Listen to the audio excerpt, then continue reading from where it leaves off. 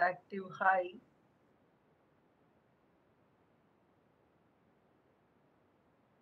So when say this is your input side, and this is,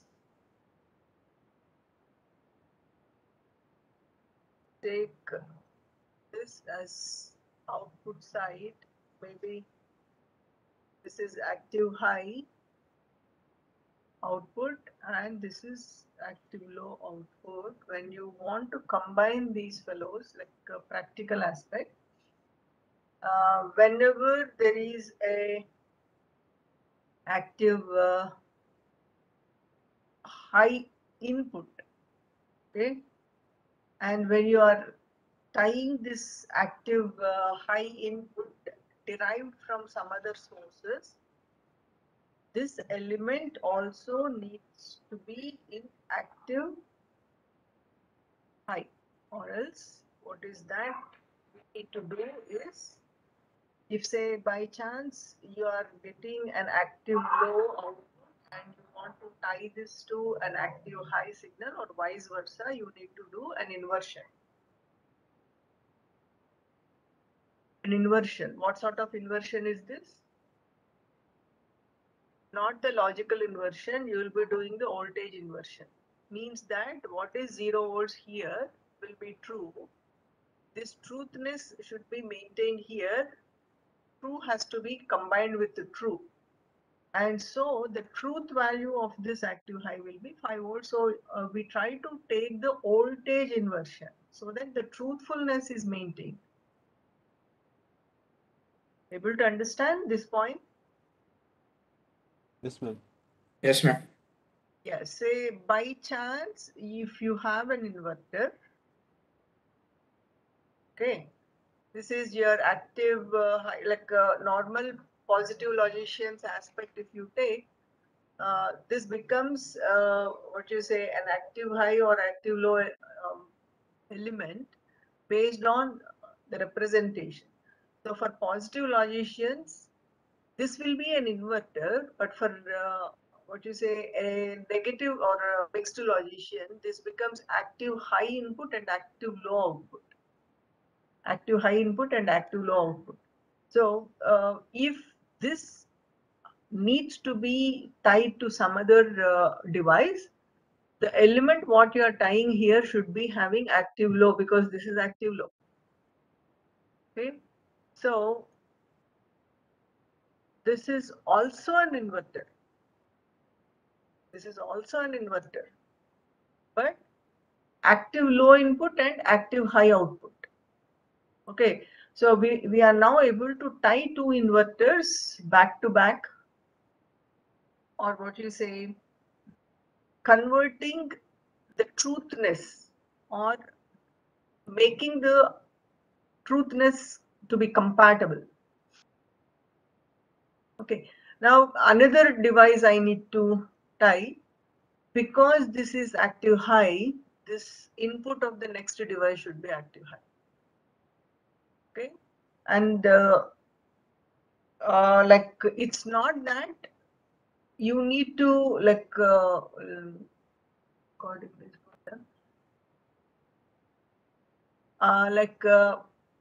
it's not wrong in connecting a device like this,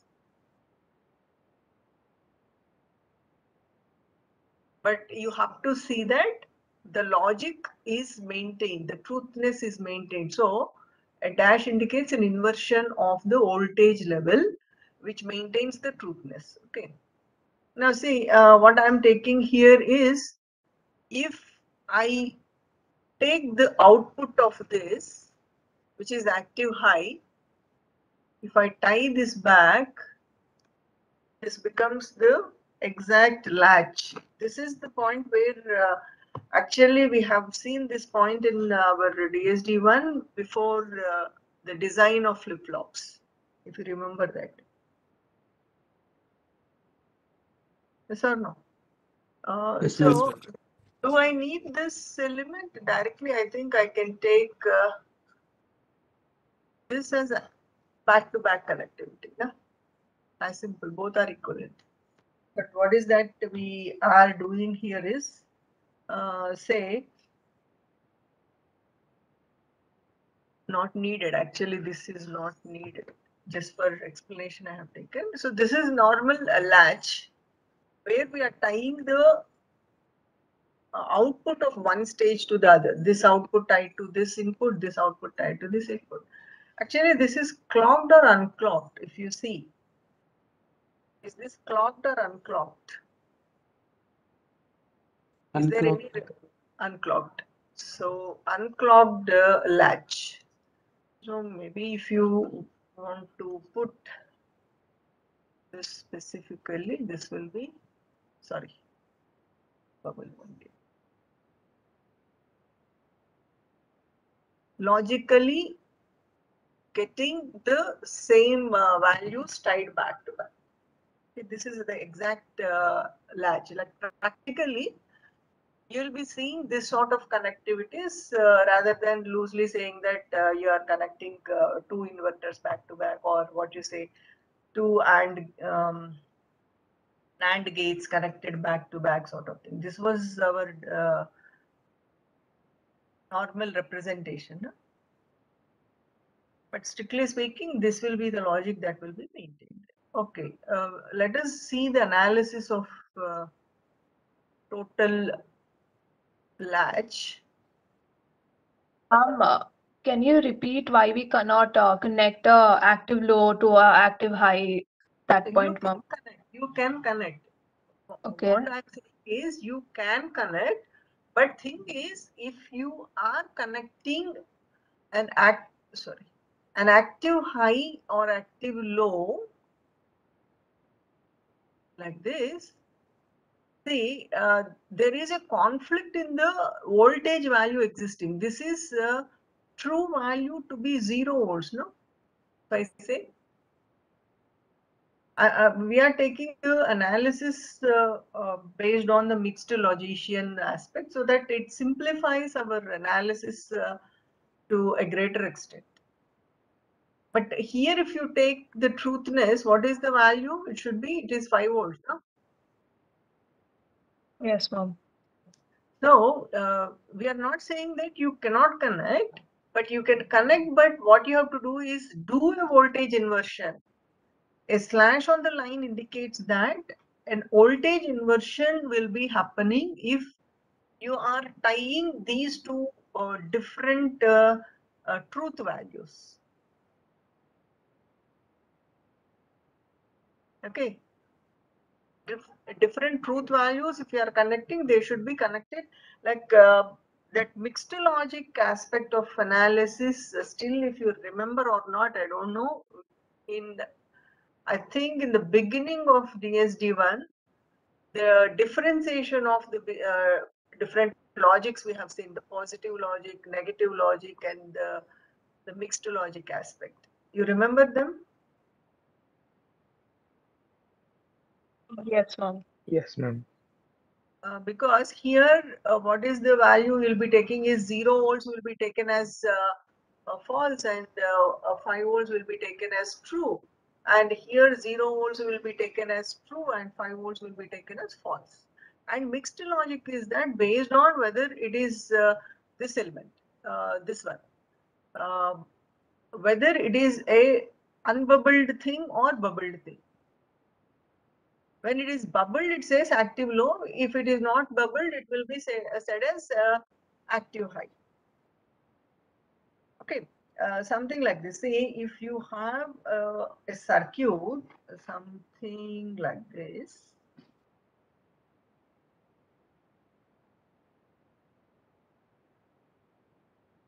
So, this is an OR gate, say. I'm thinking. If you put this for a positive logician and for a mixed logician, how does this look like? Say, I name this as ABCD.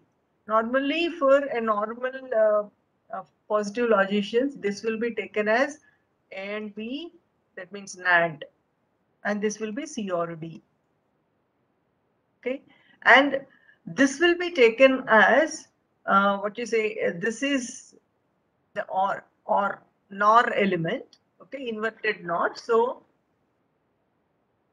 complement or C or D complement, it's complement. This will be your equation for a normal positive logician. So altogether, if you take, what will be your equation? You need to take this as A and B dash and of C dash, C or D. So C or D. This will be your equation. So you have to split this out and try to fill your truth table and all. But the same thing if I put it in a mixed logician format, there won't be any aspect of what you say inversion to be happening. They what they try to visualize is what is the logic here. This is a logic of AND, this is a logic of OR, and this is also OR. With the analysis that what is the state of truthfulness at their inputs and outputs respectively. And if there is a conflict of, if there is a conflict of that like tying elements, there will be an inversion done. See, this is active high tied to active low. Active high tied to active low. So if I name this as F is the output, so F is logic low, ABCDs are logic high. So for a mixed logician, this will be taken as dot H and dot L representation, and this is dot L because your output is bubbled. And what will be the equation? This will be simple A dot H and B dot H, okay, or with C dot H or D dot H. That's all. When you put this into the table format, your outputs will be same, like your functionality will be same. Something like this. See here, if this is your AND logic, say ABC, what is your C? C is equal to A and B. Okay. When you write this truth table, AB and C, normally we try to speak in this format. No, false, false, false, true, true, false, false, false. Sorry. True, true. Final one is true, true.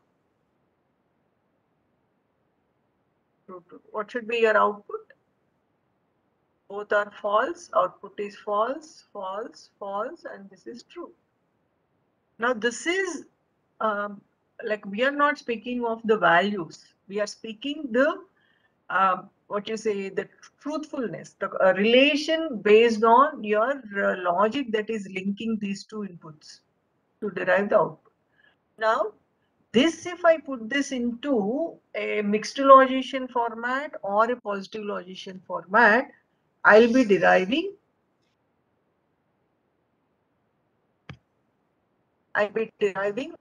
the other logic. Say, if A is dot H and B is dot H, that means mixed logic I'm taking. C is also dot H, say. A dot H, B dot H, C dot H indicates that all what you say inputs and outputs are active high. Okay. H indicates that somewhere we have given here.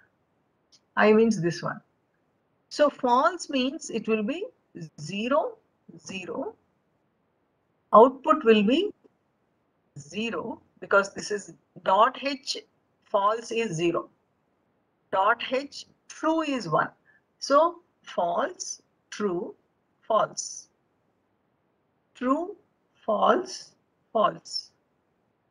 True, true, it's true. The same thing if I try to take this AND gate and logic with active high and active low. That means A dot H, B dot H and C dot L. Now see this, A dot H, B dot H, C dot L. Okay, now this truth table will be same. This truth table, this is the guiding table for deriving your logic table. Okay, this truth table, say false, false, that is 0, 0. It says it is false, but for dot L, what is false? 0 volts will be true, 5 volts will be false. Am I correct? Yes, ma'am. Yes, ma'am. So false means here it should be 5. 5 means that logically if I indicate 1. 5 volts or 1. Okay. And here false dot H, no? False, true is 1. And dot L false 1. 1, 0. True, false and false 1. True, true. And this becomes true. True is 0 because this is dot L. But by just the first glance itself, if you see, we are used to take this as a NAND gate logic. No? Blindly we were saying this is NAND gate logic, but how exactly that logic was derived is based on this concept of analysis, like mixed logic analysis. Mixed logic analysis. Is this the NAND gate?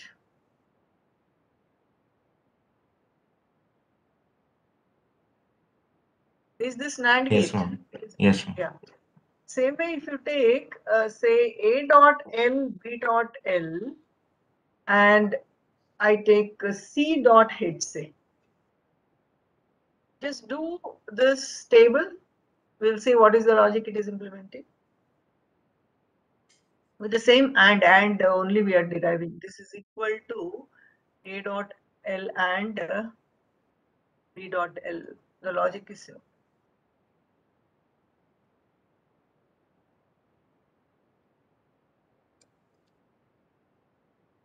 False, false. This is false. False means this should be 0. False. False of this L, dot L is 1. True is 0. And dot H false is 0. And true, false. And this is false. True, true. 0, 0. 0, 0. And this is true. What is true? 1. So what is this logic? NOR logic. NOR logic. NOR. This is actual, like if we put this, this is our logic, what we are doing. Sorry. This is our logic. Or what is the alternate for this? Which is equivalent inverted OR, na?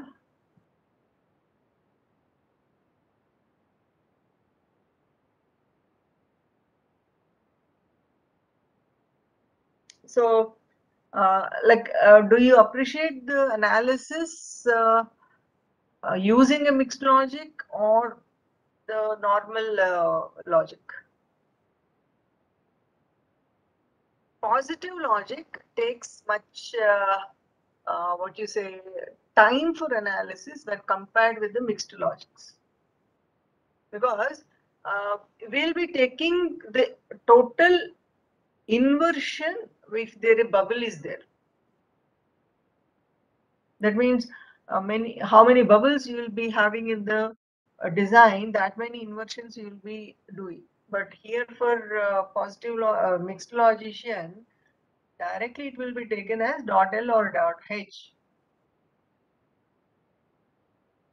Okay. So now based on these,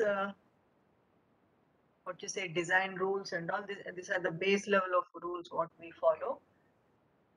We'll be doing the physical designs, like how we like do a physical, what you say, the wiring.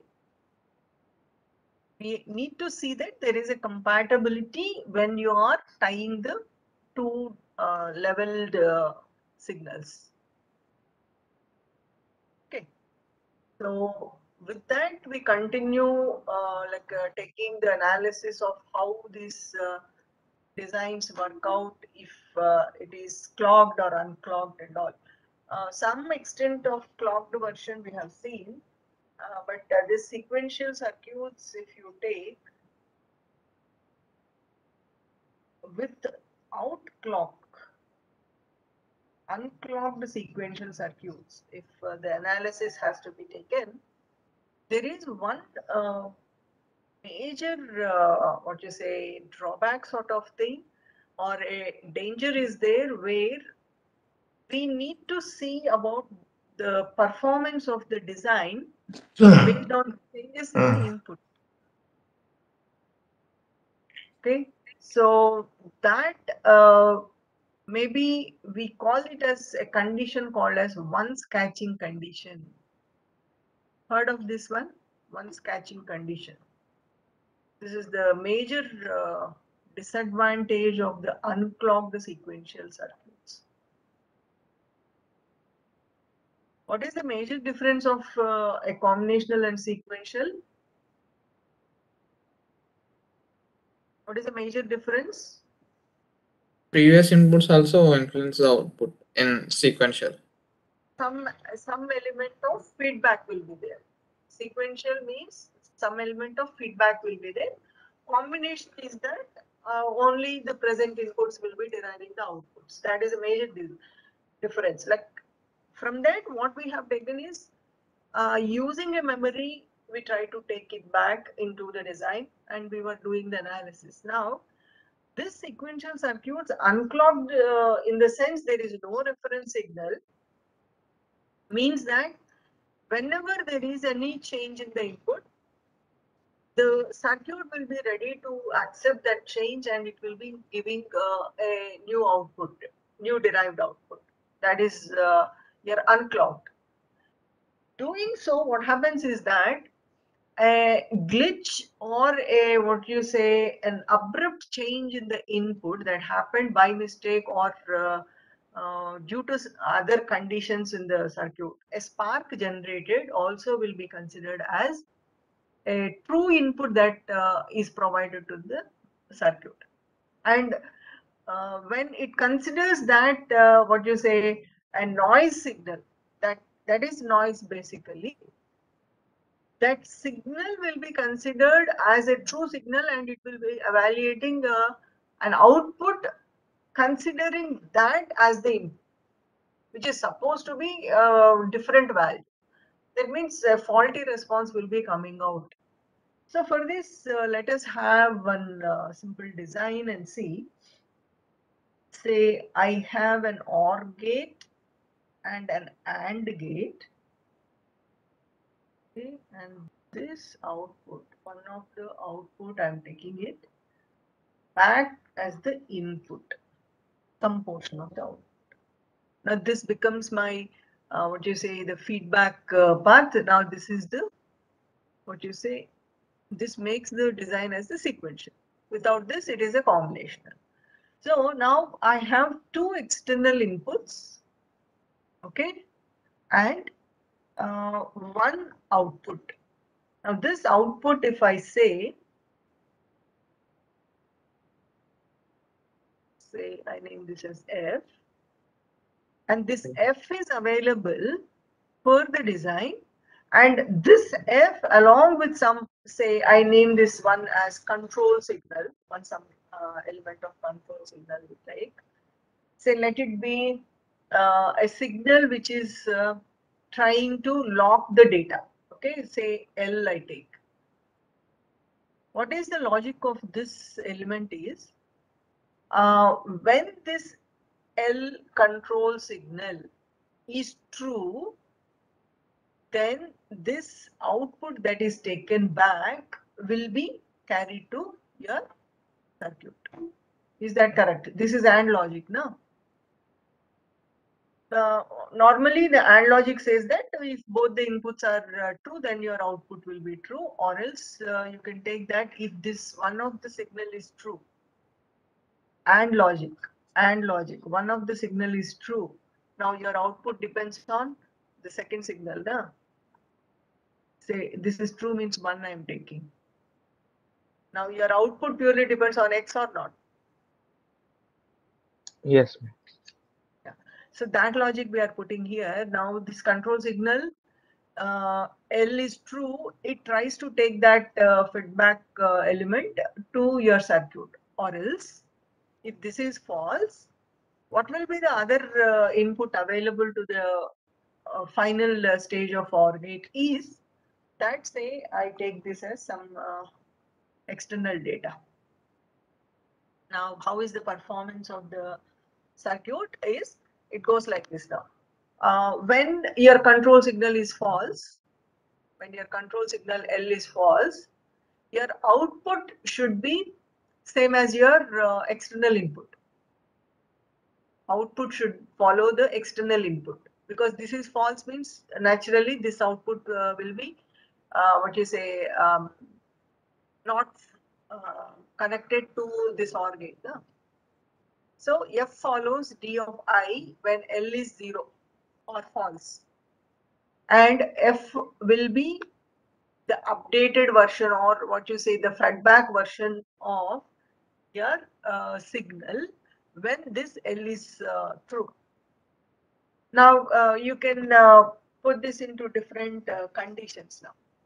Okay, so first case is that, or case 1 I am taking, two cases, major cases of analysis is that when this control signal L is false, in that case, what will be your output? Output will be equal to D of I. Am I correct? If Yes, L is false, output is D of I. Now,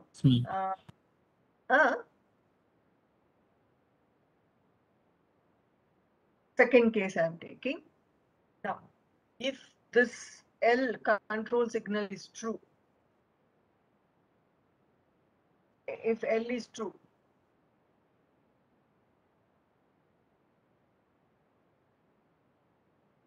it says that the output, or what you say, the D of I is true if it is coming, and it will be taking that D of I carried as true. That means output will be true until your hold, or what you say the lock signal is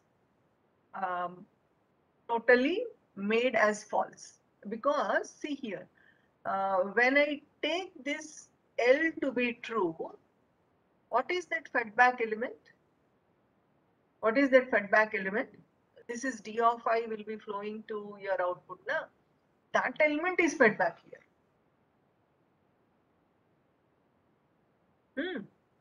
When this D of I is fed back, how much duration it will be holding that D of I is until that L is going to false from true. Yes or no? When this lock is true, or else the first condition itself you take, when this is false, this will be D of I. Okay, then say next the lock condition is made as true. What happens is the D of I that was captured will be taken back into the circuit, and that will be holding for a duration until this lock is going from true to false. This is what we consider as the second case. In this we can identify sub cases also. The first case is say when in the lock condition, that means when L is true, if D of I is false, say, throughout the period of L is true, if D of I is false, then what will be your output? Then your output F will be false. False. And, yeah. The next case is that, say, in this duration when L is true, when D of I is true,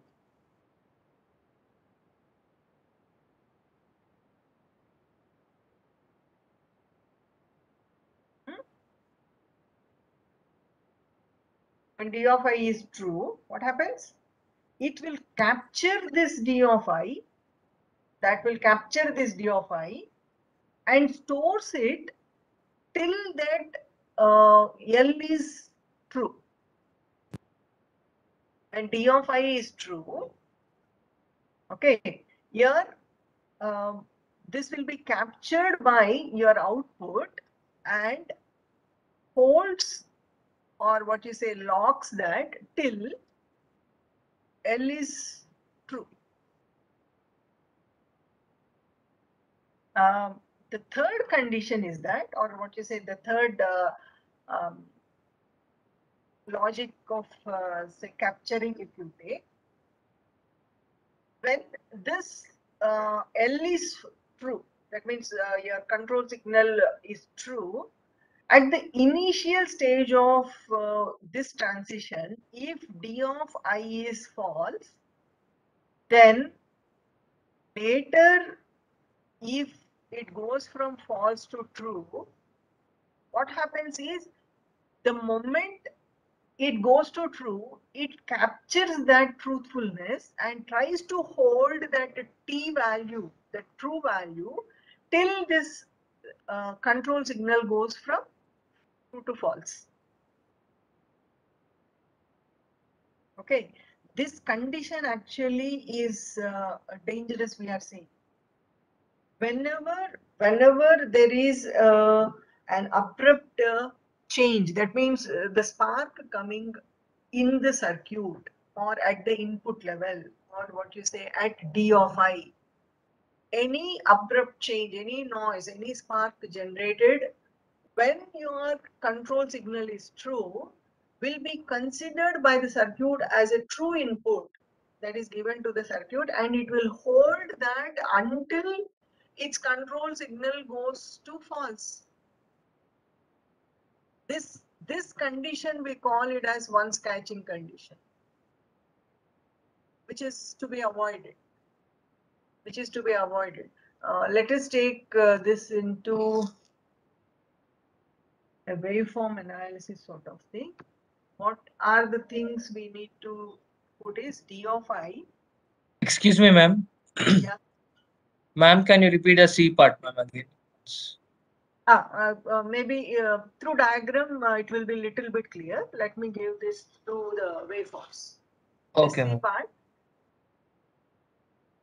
Say I take this as some duration of false, some small duration of true, some duration of.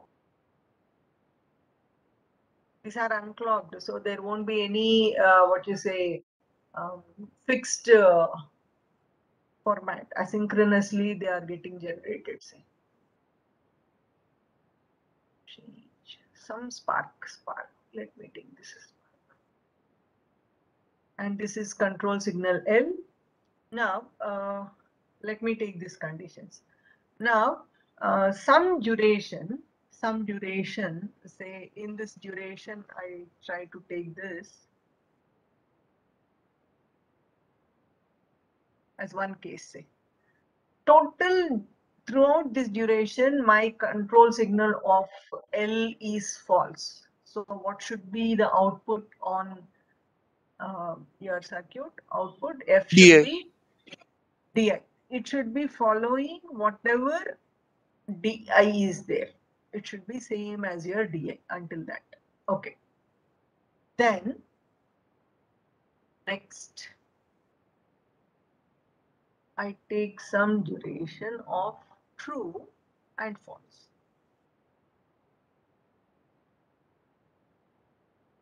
And some duration of, that means this duration, there is false on lock and true. Okay. And this I'll take for some other duration to be true. Say. This is one more condition I'm taking it. Now say this is another case. Now see here. When lock is false, it will be d of I. So until this moment, it will be d of I. First case, case 1. And when your control signal is going to true, what is that conditions we are having? It will be, if your d of I is true, if d of I is true, it will follow that d of I, okay, until it goes to false. Okay, that is one condition. And if d of I is false, your output is false. So see here, in this duration, when your L is true, d of I is false, this duration. So what will be your F? F will be false. Okay, and anyhow L is false, it will be same as d of I we are seeing. If L is false, this one, if L is false, it should be d of I, na? So your d of I is true in this condition, this duration. Okay, and now later portion, see here. When L is true, and your d of I is true, this duration, when L is true, d of I is true, this is the duration. It will be taking your output to be true, this one. The output will be true till your L is true. Even if your d of I is going to false, see here in this duration, when L is true, if d of I is true, that will take that value. Not only that, even if d of I goes back to 0, it will hold the same value of d of I being true until that L is true. That means that until this duration, it is locking that data. And this is false means whatever you have in this d of I, it will be coming here d of I. This is second condition. Okay. Now, the last condition, see. What is that we are putting here is, in this duration, see, in this, I'm taking L to be, okay, true before that run to pulse happening, and try to keep that L to be true for some more duration. Not, this is a spike or noise signal, say, which is some prominent value, so it is taken as 1. Now, when L is false, it follows your d of I. So until that it is okay, that will be 0. And even if it is true, what is that? It will be, say, if d of I is false, output will be false. So this will be false until this duration also. But now the third case is that if d of I is false at the beginning of your L going to true, this is the condition. If d of I is false at the beginning of your L going true, output will be false until that value. This is the duration. Now, if at the later portion of L being true, d of I goes to true. From false, it goes to true. What happens is, it will take that as the true output. And what is this condition? See here, it will hold until that L is going from true to false. Now this is generating an output which is 1, this is 1 catching. This is actual noise signal that is coming at the input. Okay. Able to understand? Someone asked what is this 1 catching? Yes, ma'am. Yeah. So even if there is any abrupt change in the input happening, if my circuit is not sensitizing that, then my circuit is safe, or the performance of the design will be correct. Now this type of unwanted signals getting generated as a wanted output sort of thing, wanted in the sense a prominent value of the output, then we call it as 1 catching. Every designer has to take care of this 1 catching conditions. If any are there in their design, they have to eliminate them. So how can this be eliminated is, instead of taking a unclogged designs, better go for clogged designs. So that's the point where the flip-flops with the clock has started evolving. That means your SR, your JK, T and D elements, all these are clocked. These are clocked. What is the major duty of this flip-flop? Is either storing the data or say complementing the data. These are the two iterations now that your flip-flop will be performing. Any other thing it will perform? Either carrying the same data, memorizing, or changing the data, something like toggling sort of thing, or setting, or presetting sort of thing. Okay, so that is all based on your what you say clogged responses. In order to avoid this 1 catching, avoiding for 1 catching, we try to go use the clogged designs. So now here you can design your flip-flops either using AND gates or NOR gates. Will the what is it, the circuitry or your signals be same for NAND and NOR?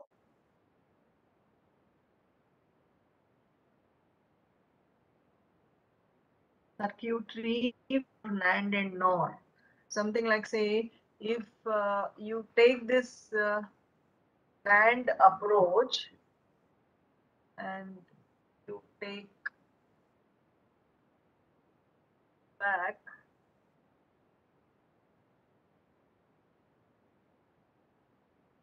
we name these outputs as Q, Q bar, and this is S and R. No? This has the clock. The same NOR, if you take, truth table will be same.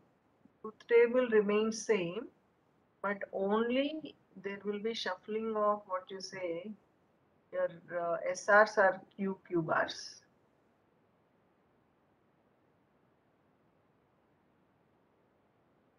I'm giving this for your self-analysis. If you name this as SR, this will be Q bar or Q.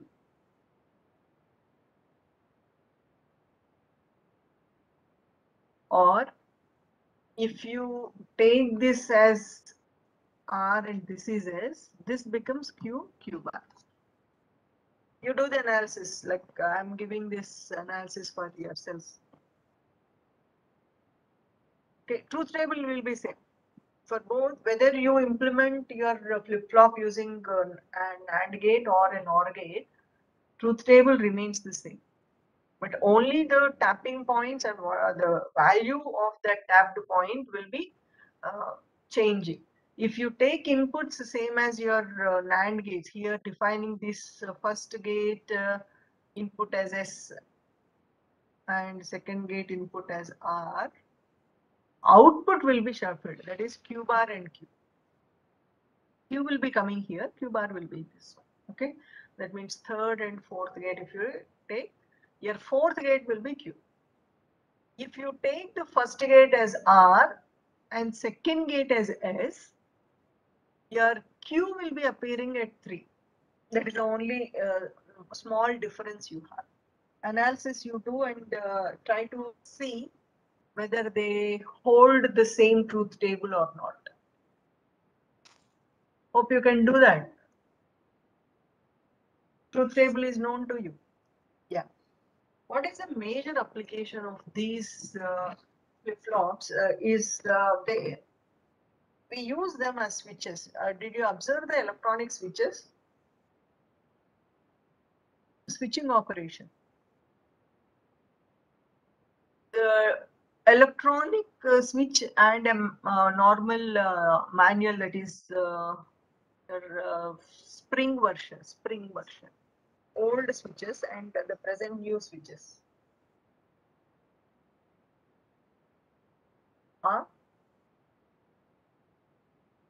Any gadgets, if you see, earlier we used to have on off with a lock sort of thing, no? Lock sort of thing. Two position switches. Regulator, you have seen the electronic regulator and a normal regulator. Anyone observed the electronic regulator and a normal regulator? Huh? No answer. No, ma'am. No. No, your previous version of electronic regulators, like a normal regulator, say you have say 5 different speed modes, you will be having a click sound that will be heard for every one mode change. No? But normal electronic regulators, by the position change, that will be a smooth transition between minimum to maximum or maximum to minimum. There won't be any lock sort of thing. You don't hear the click sounds. That is a smooth transition you can see. Normal fan regulators you can observe and see. The electronic switches, that will be a smooth transition, whereas the earlier version, it will be used to be a click. With a click, you will be changing the positions. Actually, what is the disadvantage in that sort of switches is that whenever you switch on or off, you can see a spark coming in. Did you observe? When you switch on or off any gadget, you'll be seeing a spark coming in the switch. Yes, ma'am. Yes, ma'am. Yeah, that means that spark itself can make the design like that. It can drive it as a one catching condition, or it can damage your circuit from that switch what you are using. So instead of having a mechanical switch, the mechanical switch which has an abrupt change in the on-off positions, which generates the spark, the electronic switches are used, which won't give a spark or which won't have an abrupt transition of on and off. If there is an abrupt transition, there is a chance of getting a spark.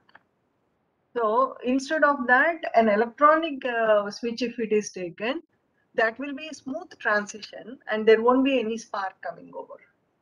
Okay, so for that we take this flip-flop for debouncing, switch debouncing condition or switch debouncing operation.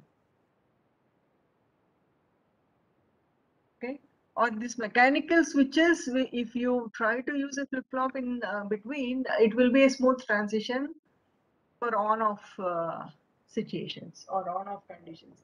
So it is very simple. Say you can use a active high inputs flip-flop or active low input flip-flop, that is SR or JK, whatever it is. You can take both SR or JK. See here, if I take active high SR, okay, So I'm taking this as unbubbled thing means that it is active high. Okay, and this is Q bar. So this is active high, active low. Okay, this is normal SR flip flop. Now, when this will be like S and R will be false. When this S and R will be false, I'm saying active high na. When S and R will be false. When they are 0 volts. Zero. Zero. So what we do is I try to use a potentiometer sort of thing in between where I tie this to ground. This is ground. So what is that position or the value that will be available permanently at the position of S and R is both will be 0. 0 means both will be in false condition because we are tying this permanently to ground. Now I try to use a switch which will be having a transition between S and R, okay, and here I'll be tying a VCC. Say. Means that this is true condition. We should provide a condition of true whenever there is a change needed. Okay, see here, if both S and R are false, what will be your operation or your Q value? Qn plus 1. Truth table, it will be previous one, na? It is memory, na? This is memory. It is memorizing the previous condition. If both inputs are false, okay? If S is what you say false and this is true, what will be your output? 0. 0. 0 means Reset off, condition. off, reset. And your other condition, true, false, this will be 1. That means one condition. Say, try to take this now. Both true cannot happen because we are tying this to ground. Both true will never happen because these two are connected permanently to ground. Only based on this switching condition or switch position, whether it is 1 or 2 position, say if I name, it will be between true false and false true, not both being true. That condition won't exist. Both can be false. Okay. Now see here, if your switch is in position 1, what happens is VCC will be connected to S. VCC is connected to S. Because this is active high, 1 means it will be true. It will be true. And still this will be false because that is connected to ground. Switch is connected to 1 makes your S to be true and R will be false. So your output will be 1. That means you are switching on your, that means you are giving a on position. Now, when this switch goes from position 1 to 2, that means you have some time lapse for this position shift from 1 to 2. In that duration, when the switch is moving from 1 to 2 position, your S will be again put back as a false and R will be false because they are tied to ground. Now, if both are false, it will memorize the previous condition only. That means which was on will be continuously on. Now, when the switch goes to contact of 2 position, it makes R to be true and S will be false still. So that is false to true. SR false true. That means your output will go from 1 to 0. That means it will switch off. Now, back again, if this switch moves from 2 to 1, back I'm going 2 to 1, in between this time lapse, again your SR will be both false. If both are false, it will be memorizing the previous one, that is, it will be off only. And once again, if your switch gets into position 1, that makes your S to be true, R to be false, then again it will be on. That means this transition of on and off will be a smooth transition, like you don't get an abrupt change. Abrupt change won't be there. Okay, based on your switch contact position, either your Q will be 1 or 0. Is this clear? Now this is what we say, it is used for switch debouncing, which will avoid the sparks. And maybe if you take this as active low, this also holds good. Yes, sir. Active low. This is your Q bar. Now see here, because these are active low, to make them to be false, what is the value we need to tie is this will be connected to VCC. Now VCC means that 1. It should be 0, true. If permanently you're tying that to 1, means that both are false. Okay. Now here the switch will be making a change of position 1 to 2, and this end it will be connected to ground. This is grounded. Now what happens if this is in one position, your switch is in one position, it ties 0 volts to S, indicates that it is true, and R is still false because that is connected to VCC, that is 1. 1 means it is false for active low. So the same condition of the true false will exist, which makes the output to be on. Okay. Next, if it changes from position 1 to 2, in between that time lapse, both your SR will be connected to VCC, which makes that a false condition, which maintains that previous value of your Q. That means it will be still on. Now, when this switch comes to position 2, it makes your R connected to ground. 0 volts means it will be true. R is true, S is false because S is connected to VCC.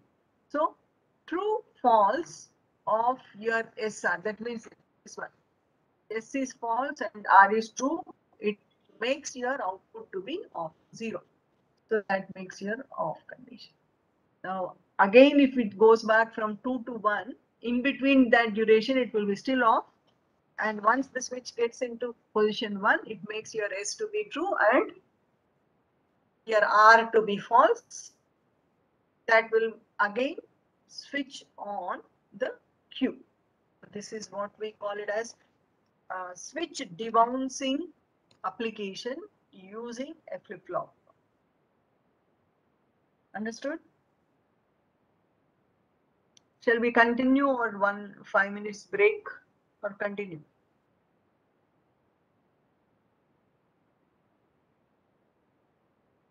Continue? Break? Okay, 5 minutes break we'll have.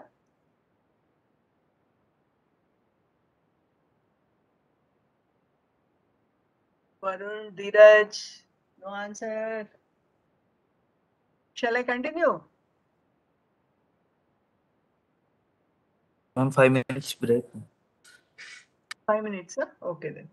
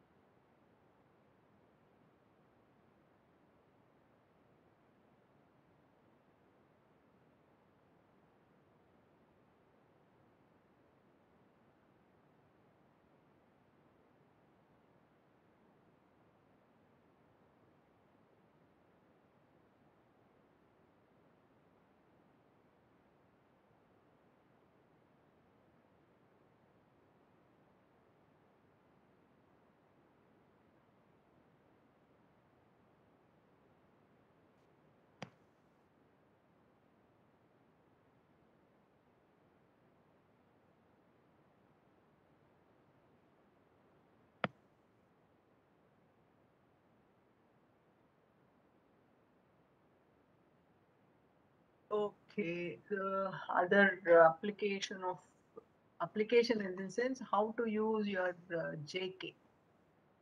SR usage, we have seen that the active high and active low, you have different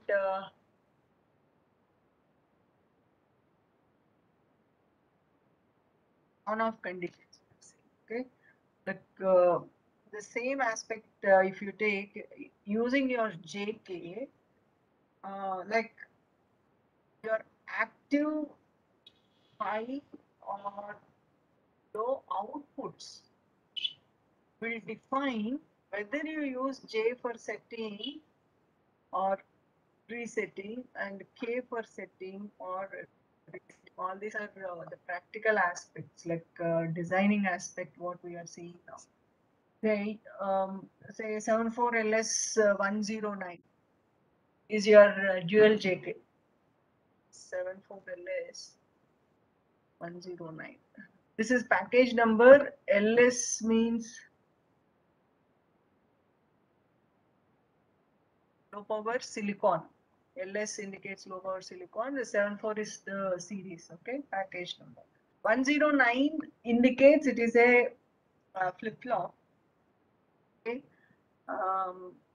So how many you have is dual, 2 JKs will be there. Now, if you remember your JK representation, schematic sort of thing, say this is your JK, your Q bar.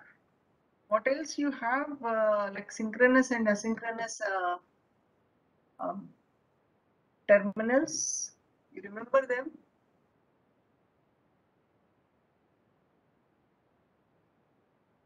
Synchronous, asynchronous.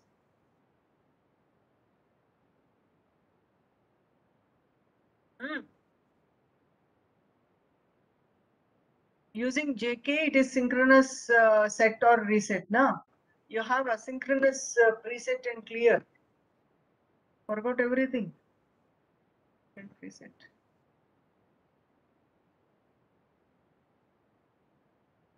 So using these two, this is top priority signal where based on the status of your preset and clear, you will be using this as asynchronous or synchronous. If these two are given 0, 1 or 1, 0, will be used for preset and clear, no respectively. 0, 1 or 1, 0 on preset clear. That is asynchronous resetting and presetting of your flip-flop. If you take preset and clear as both ones, now you are enabling this as a synchronous JK. Synchronous in the sense with respect to your clock. Say now this clock is .h sort of thing. And now this 109 J will be active high and K will be active low. The available 109 will be having this configuration. Now, if your Q bar is taken, outputs is active high. This is active high output. This J and K. Okay, say if I name this as say set dot h, this will be clear dot L. So this will be made as active low. Why we are making this as active low? Because this is active low signal on K. To have the compatibility of that logic, we are making this as active low, and this is active high direct. So using this, if you remember your total what you say preset, your clear, your clock, J, K, and Q n plus 1 operations. This is the table.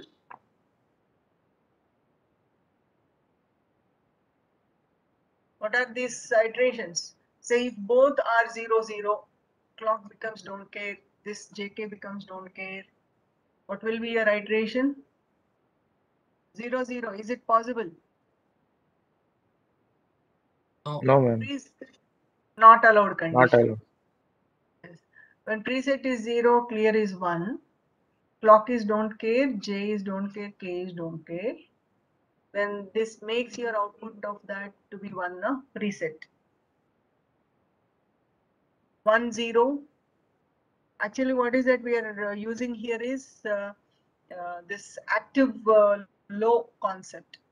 These are the signals of active low because this is bubbled, preset and clear. So your iteration, this indicates that this is true and false, false and true, true and false, false and true. So JK don't care, clock don't care, will be Asynchronous resetting reset. asynchronously without depending on the clock. Now 1 1 indicates you are disabling this asynchronous preset and clear, false, false. Now comes your what you say, the clock. When clock is 0, again this will be Latch. don't care, and this will be QN, latch. And same condition 1 1, clock is 1, 0 0 0 0 in the sense, say you are taking this as both false. Okay, both false. Maybe directly if you put this as false true statement, you can appreciate, because here what we are taking is active high and active low, na? Active high and active low. Okay, just for let me complete this. If this is for active, total active high signals I am taking on JK, what will be this? This is previous. This is synchronous latch. Condition of 1 1 1 0 1. This is false true. It will be resetting. 1 1 1 1 0 true false. It will be presetting. And this is 1 1 on preset and clear. 1 1. You give JK 1 1 and clock is 1. It will be QN complement. Until this is okay.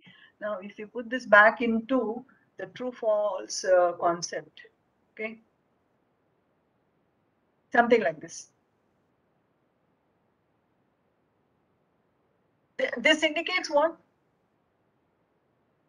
False, false or true, true?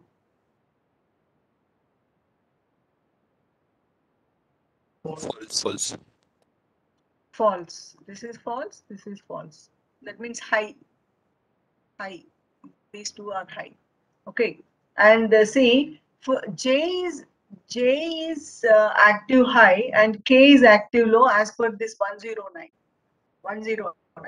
So maybe that preset and clear, if I readjust in representation,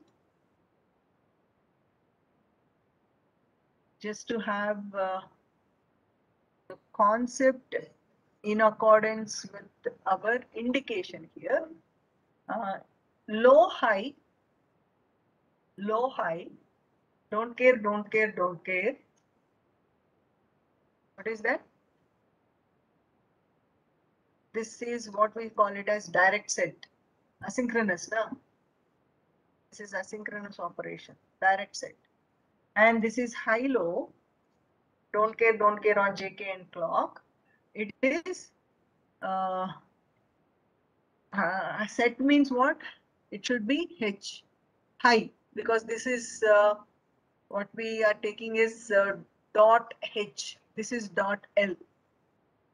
This is dot L to be specific. So this will be L. This is direct clear or asynchronous clear. Now both are low. Is it possible? This condition. Both are low.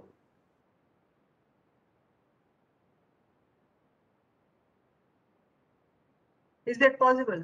Not allowed condition. Not allowed condition. Next, high on the combinations. This combination, any of the sets of your clock versus JK you are taking, all these conditions are high. I'm not writing them. Okay, means that we are making them to be false.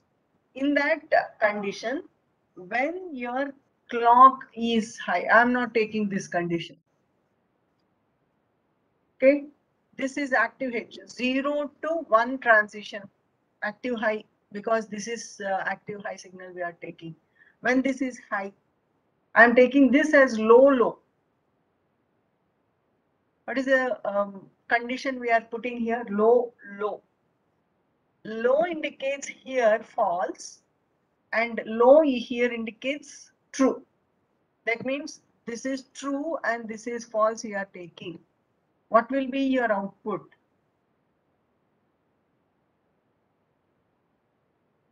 Low. This is a clear operation or reset operation you are doing. And the same high on your clock, low, high.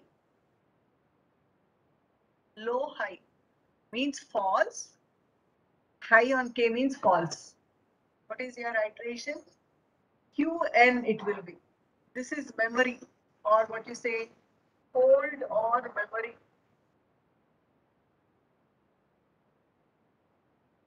Ma'am, in before case, low means false. ma'am. Ah, For J, J we took only active conditional. ma'am. Active, this low indicates false, false. This is false and this is true, sorry. False and true. Yeah, this is corrected now. Low indicates false because this is active high. Low indicates true on K because this is active low. Yeah. Here, I'm taking high and low. What is the condition we are maintaining here? High on J indicates this is true, and low on K indicates true. Both are true. Both are true. When both are true, what is your iteration? It is complement, no, toggle. Toggle. And clock high, these conditions are same, high sort of thing. That means you're making them to be false. Now see here, the last condition. Both are made high, means that this is true and this is false. So what will be your output? High. High. High means it is set, synchronous. These are synchronous operations. These are asynchronous operations. Okay, now if you are taking this logic perfectly, if you define Q to be active high, Q bar to be active low, you can use this for setting using J and clearing using K. This is if Q is active high, dot H. And the same logic you can apply. You can use this like this is taken as active low. You will be setting with K and clearing with J if Q is taken as active low. This is the difference you have. You can use the same JK, same IC, and if Q are considered to be active high or active low, then accordingly you will be setting or resetting. Why? Because analysis if you take, it is the logic value what we analyze here rather than the value of voltage that is existing now.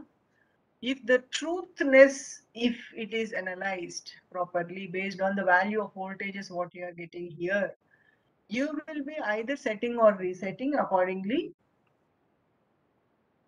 Yes. A minute change in analysis, not it's not deviation.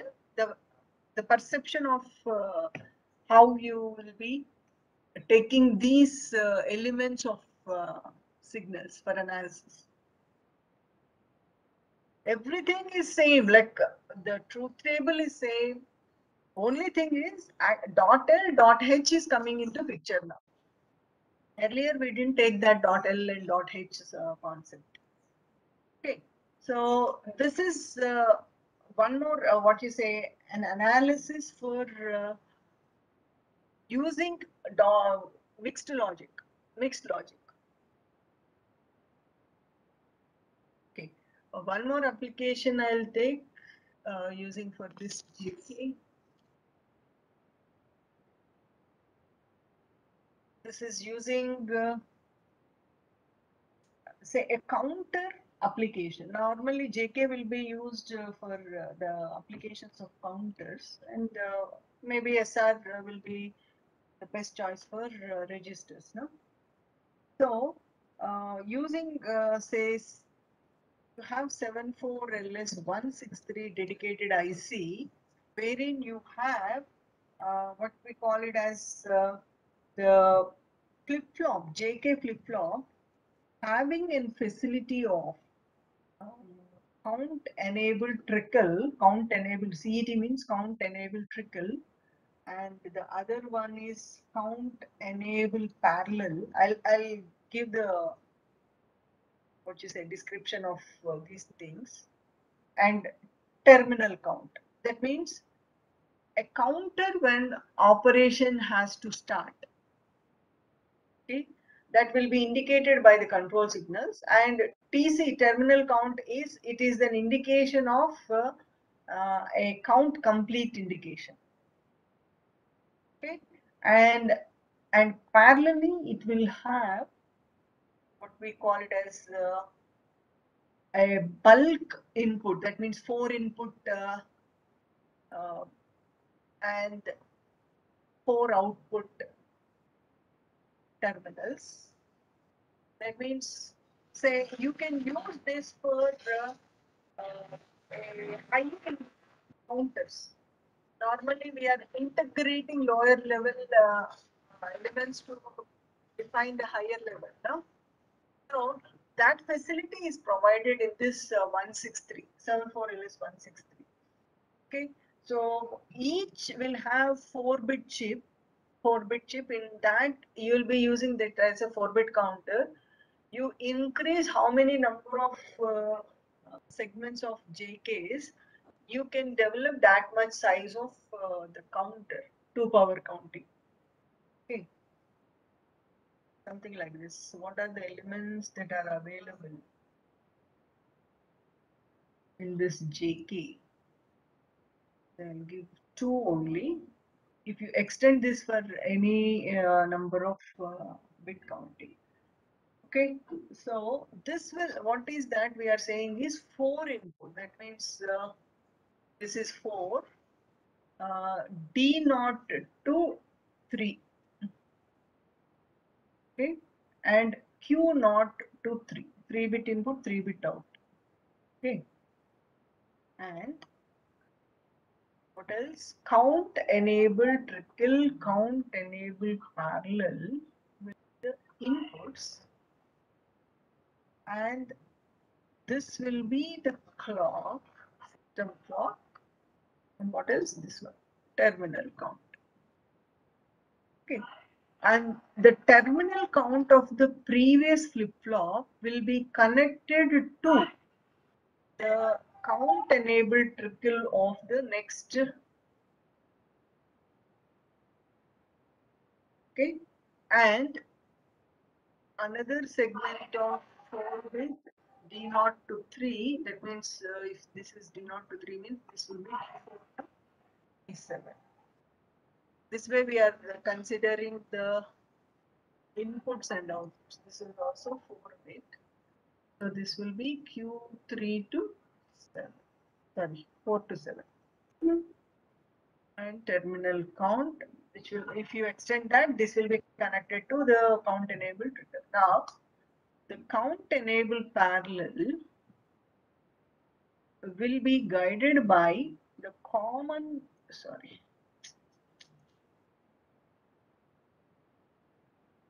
signal, count enabled parallel.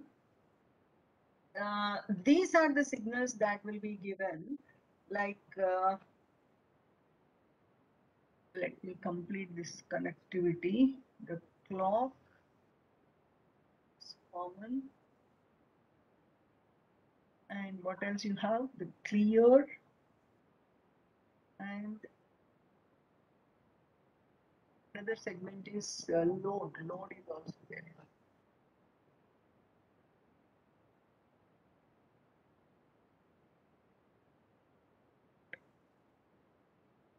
These things are, this is a common load signal.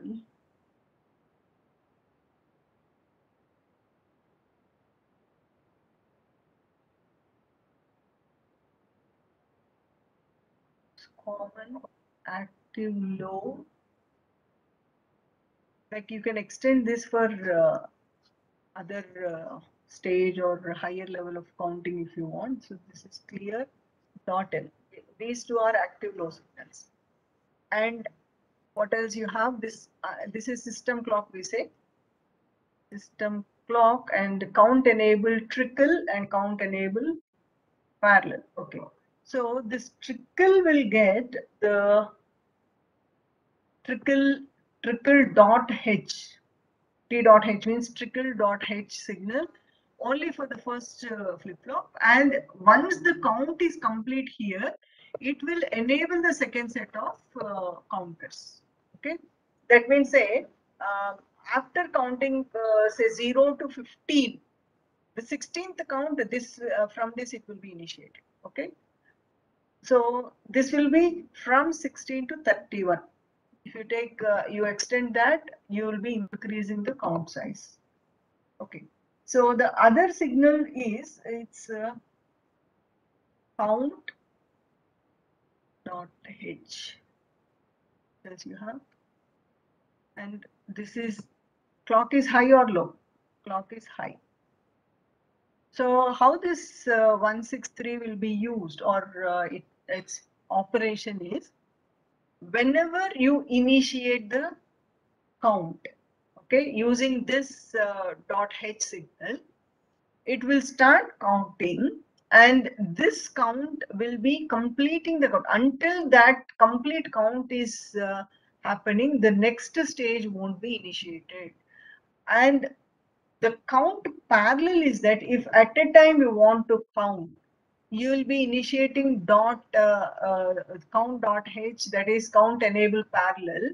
That means all elements, how many you are putting in, every element will be counting in parallel. That means something like separate segments of 2 power 4 count will be happening if you use this mode, count enable parallel. Count enable trickle is stage to stage. One stage complete, then next higher count, and then next higher count. It will move in a what you say shuffling fashion. Okay, so when this terminal count will be initiated is when your count is equal to that 15. Because this is 2 power 4, no? So 0 to 15. After that 15 is complete, it will get a terminal count out that will be triggering the next level of counter to start its counting. Okay, and with the first initial condition is that your count enabled trickle is true. The previous count enabled trickle is true. If this is true, then the completion of complete count is happening. It will initiate the next segment. If this count enabled trickle is true, which depends on the previous count, completion of the count, then it initiates the count, and its count is complete by 15. Then this initiates the next count. Okay. So what are the equations of this JK? Internal JK. What are the equations? Each flip-flop of the counter, if you can take, that will be guided by this equation. When your clear is false, dot f I'm putting false. Your clear is false. This this signal is false, and with that being false, and your load signal, this one short form, a load signal is true. That means it should be dot L now, true, with D naught, the first count, first initial. That will be your J naught, okay, along with the clear being false and your load being false. And what are the other conditions? Count enable parallel with count enable trickle being true. This is J naught. K naught is in the same terms. Clear is false. Your clear being false with load being true and D naught being false, or clear being false, your load being false, count enable parallel with count enable trickle being not true. Okay. This initiates the count. How many clocks are needed for this now?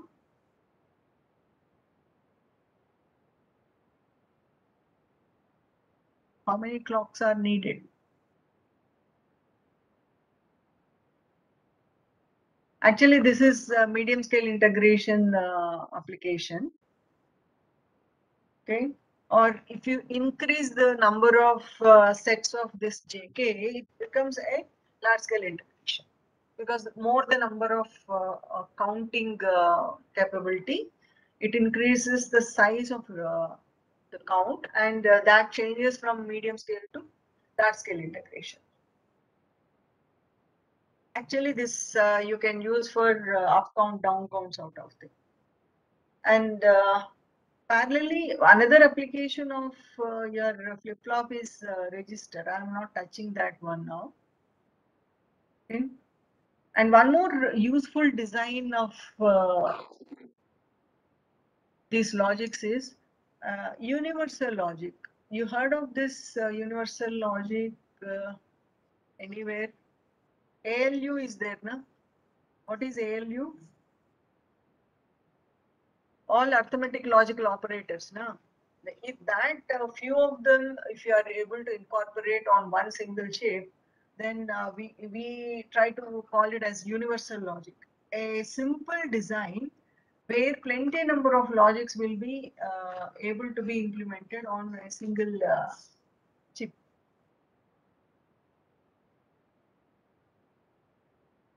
Read about this universal logic?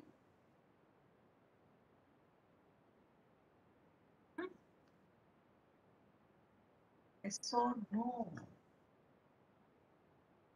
No, ma'am. In your first year, they must have given you this concept, universal logic.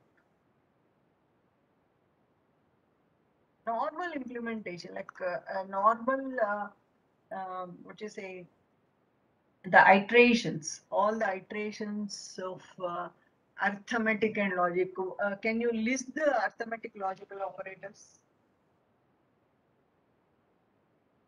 Something like logics means and, or, and, nor sort of thing, or not element, or all zeros, or all ones, or increment A, or increment, decrement A, or else you can take something like this, XOR, logical operator. Any number of logics you can take, any number of logics.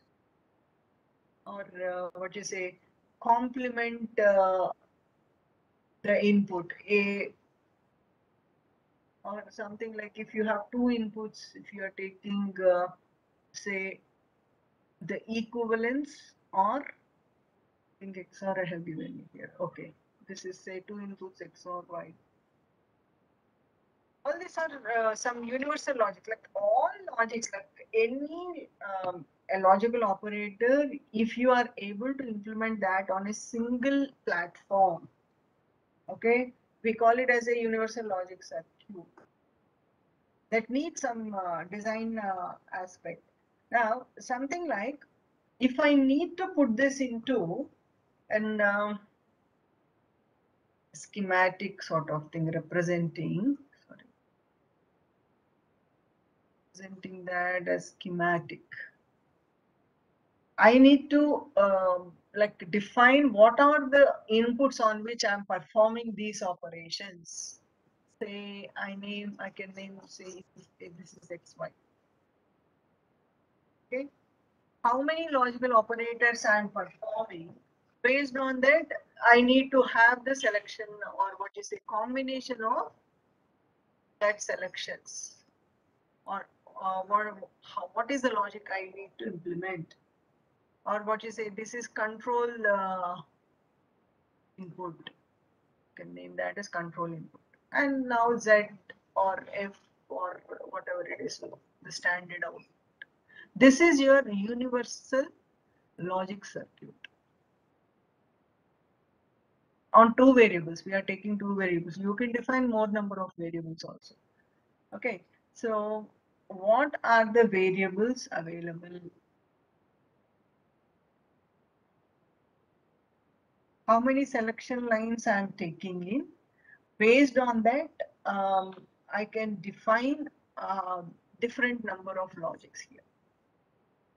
Okay, say if I'm taking this as 0, 0, 0, 1, 1, 0, 1, 1, and I'm defining these as, say, outputs, something like this.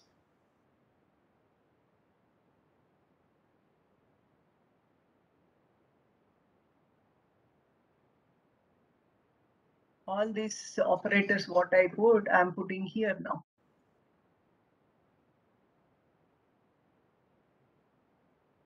Okay.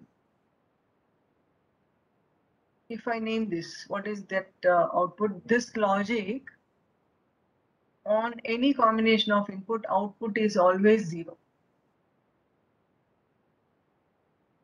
Like this is our black box. This is the operator I need to get. How to implement this? How to implement this is we use a what you say, a mux sort of thing to implement this. Let me complete this table 0, 0, 0, 1.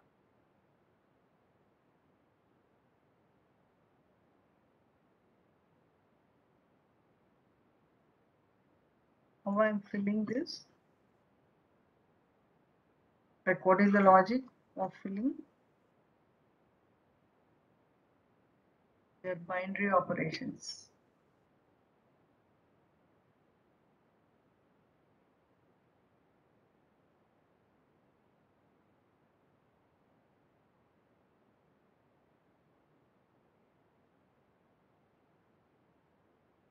See, F0 is all 0, F15 is all ones.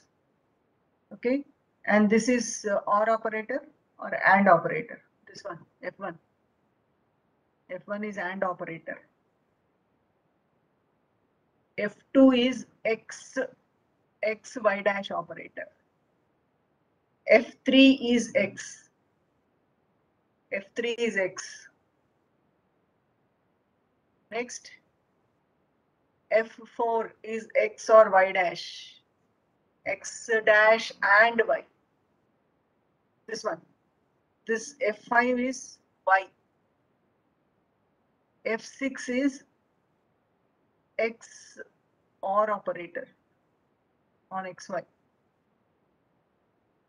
So likewise we are taking, say F8 is NAND NOR.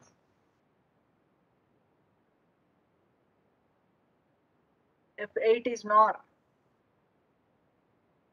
F9 is equivalence. This one. So likewise, if F12, if you take, it is X complement. You are complementing one of the input.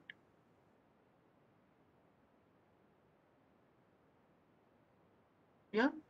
So likewise, we define multiple operations or multiple functions, and this will be fed like a function specific code will be provided, and based on your XY values, this code will be giving you the output of your F0, what you say, F for 0 operation, 1 means combination of this output of a specific element with its combination of the inputs. Okay, so you'll be having all the functions defined by taking what you say, the mux and the predefined operations for which you will be generating the outputs based on the combination of the inputs of your selection lines. This is your universal logic. You can implement any length of logics, or by just increasing the number of inputs and number of control lines and increasing the size of your mux. You'll be able to implement all simple logical operators on one single platform. This is one more minute, what is the application of your AND or logic gates. Okay, and extended applications. Okay, another element or function of your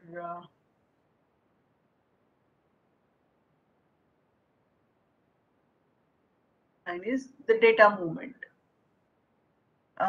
In the sense, like who is sending the data and who is receiving the data? What is the best way of an efficient data transfer?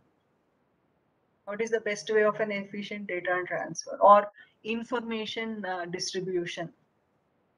Data movement, we say. Say something like when you are in a crowd, okay, in a meeting, say. If all are talking or only one talks, which will be giving you a clear information, or like which type of point will be giving you a clarity in what is being talked. If all are in a meeting, say 10 people are there, if 10 people are talking, will you be able to get the information by what each people is talking? Or if only one talks out of 10, will you get clarity of information? Which one is giving you more efficient information conveying? When only one talks. Okay, that means out of all sources, if I name them as sources and destinations. Okay, if one is sending the data, now we put that back into our information transfer. If one is talking and all others are listening, so this is the concept of talker and listener. How many talkers can be there and how many listeners can be there on a data line, we say. Normally, for an efficient data transfer, one should be the talker and n-1 should be the listeners. Then the data transfer will be efficient, we say. Okay, that means if a person is talking out of 10 people, if a person is talking, will that information be conveyed to himself No, ma'am. I say I'm talking, I'm able to hear my own voice, no? Out of 10, I'm the only one person talking and 9 people are keeping quiet. My information will be reaching 9 people. Not only that, I will be hearing my own voice also, no? Yes, ma'am. So now for an efficient data transfer, one should be the talker and n-1 should be destinations we are seeing, but practically all listeners will be all will be the destination, or all will be the listeners. The one who talks also will be having his own information received back. He can hear his own thing. So that means the one who sends the data will be also in a position to receive the same packet. So the concept of this data transfer, if you take, we can take that sources and destinations. That means talker and listener isolated. This is one type of data transfer. And what you say, the sources and destination are united. Something like this. Say I name source 1, 2, 3. These are isolated. The sending people are not receiving and the receiving people are not sending. This is one format of data movement. The source won't be receiving back, only the destination. So source 1 can transfer to 1, 2, 3. 2 can transfer to 1, 2, and 3. These are isolated data transfer. Now, such type of what you say, source and destination being isolated, it increases the complexity of the design. Now, in order to have some better usage of these slots, whatever we are having for isolated sources and destination, rather, if I can put this into a form like every element can be a source or a destination, then we can say that source and destination are united. Say something like this. I have 1, 2, and 3. If it is sending, it will be a source. If it is receiving, it will be a destination. That sort of aspect. So it can be a sender, it can be a receiver, sender, receiver. Same way, each and every element, like this, if you take, you are taking the maximum utilization of the slots available. Say 4 points are there, means 4 points. If isolated source and destinations, if you are taking only 2 sources and 2 destinations you have. If you unite them, you will be having 4 nodes for operation, where you can use them for sending or receiving the data. And as we are saying, there should be some control on who is talking and who is receiving. That means this element, only one talker should be there. What is this talker concept is? Who is sending the data? If more than one node is sending the data, there is a chance of jamming of the signals, jamming of the path. You heard of this, jamming signals? Normally we'll be using this term, jamming of signals, or like what you say, in hold mode it is going, our system is hanging mode. Normally you'll be encountering this hanging mode in your cell phones, no? Fewer times, multiple operations you are performing, you won't be able to perform all the operations together at a time. There will be some lapse, or it won't come out of that mode. Okay, that is jamming signal or hanging mode or hold mode, where more than one source or one talker is there. The information, either it will be corrupted with the noise, or there will be a overlapping of the signals.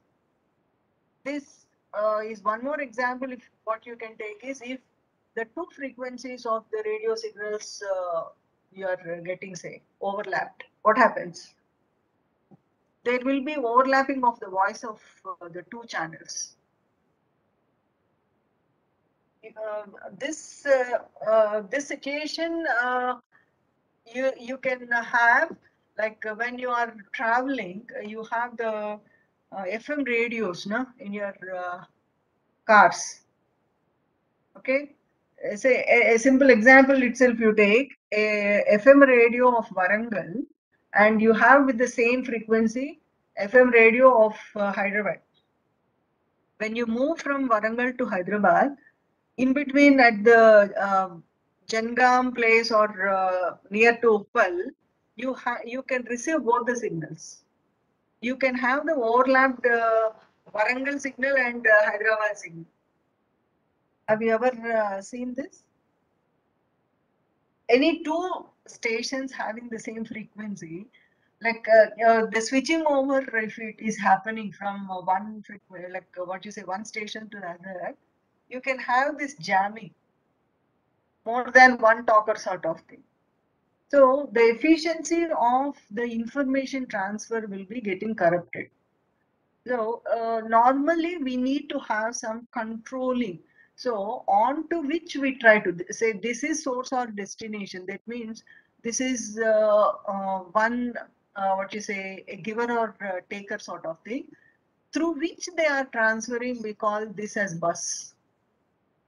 Data transfer. Data transfer will be done from or between the source and destination by bus. Okay.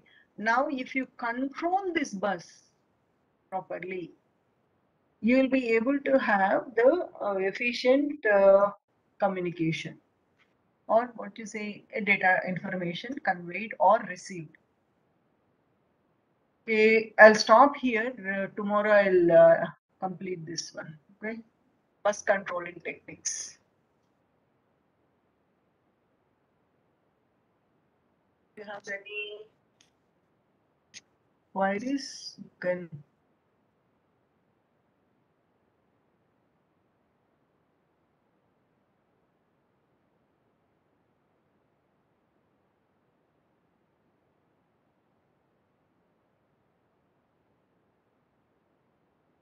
Yeah, Varun is there or Dheeraj is there?